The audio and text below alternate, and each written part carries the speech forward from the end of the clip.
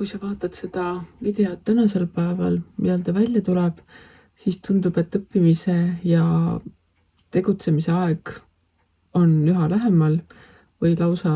käes. Igal juhul on õhus energiat, mis toetavad uute ideede leidmist, uute teemadega tegelemist, uute alguste ja õppimiste, informatsiooni kogumise ja kõige muuga sellisega seotud tegevuste tegemist. Ning alati ei pruugi see tähendada seda, et sa lähed nagu päriselt kooli või sinu lapsed lähevad kooli, vaid see võib ka lihtsalt selliste uudiste ja sõnumite ja teadmiste tulekut või saamist tähendada. Võib-olla keegi kirjutab sulle kirja, mida sa ei ole osanud oodata ning mis iganes uus info ja arusaamad ja asjad tulevad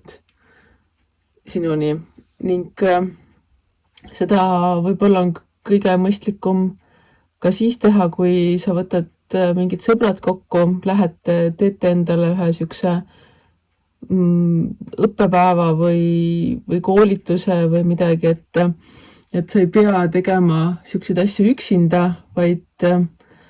mitmekesi koos on võib-olla toredam ning võib-olla ongi töökaaslastega leiate selle ühise väljasõidu võimaluse või lausa lähetegi juba planeeritud koolitusele, tiimiüritusele, mis iganes sellisele ühistööna valmivale teabe kogumisele. Nii et vaata, kus kohast tulevad need tänase päeva teadmised ja jaga neid ka siis teistega, sest et siis saab kiiremini ja kergemini võib-olla isegi asju tehtud, võib-olla jäävad mõned asjad kergemini meelde, teised toovad välja selliseid nurki asjadest, mida sina oleksid omale kahe silma vahele jätnud, sina näitad teistele selliseid kohti, mis nemad oleksid lihtsalt üle jala lasknud. Nii et ega siis midagi, vaata seda